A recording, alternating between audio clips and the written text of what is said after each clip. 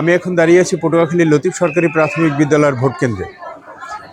এই ভোট কেন্দ্রে লক্ষণীয়ভাবে মহিলা ভোটার উপস্থিতি থাকলেও পুরুষ ভোটারের তেমন একটা লক্ষ্য করা যাচ্ছে না।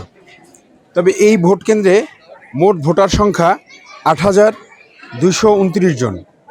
এর ভিতরে পুরুষ ভোটার সংখ্যা ৪,১০০, মহিলা ভোটার সংখ্যা ৪,৭২৯। 18টি বুথে তাদের ভোটাধিকার প্রয়োগ করবে। আইনশৃঙ্খলা রক্ষার্থে পুলিশ মোতায়েন রয়েছেন 4 জন, আনসার রয়েছেন 18 জন। আপনাদের জ্ঞাতার্থে জানিয়ে রাখি, পটুয়াখালী পুরো জেলায় মোট ভোটার সংখ্যা 15,05,800 এবং ভোট কেন্দ্র রয়েছে 513টি। এই 513টি ভোট কেন্দ্রেই তাদের ভোটার অধিকার প্রয়োগ করবে।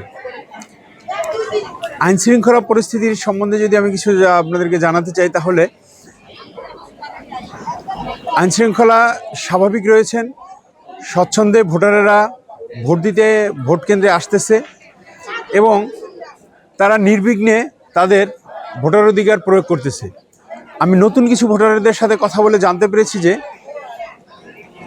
তারা বলে যে দীর্ঘদিন পরে উৎসবমুখর পরিবেশে তারা তাদের ভোটার অধিকার প্রয়োগ করতেছে। পুরুষ ভোটারের উপস্থিতি কম থাকলেও কিছু ভোটার ইতিমধ্যেই কেন্দ্রে আসতে শুরু করেছে, তবে মহিলা ভোটারদের সংখ্যাটাই বেশি। তো এই ছিল পটুয়াখালী থেকে আমার কাছে সর্বশেষ।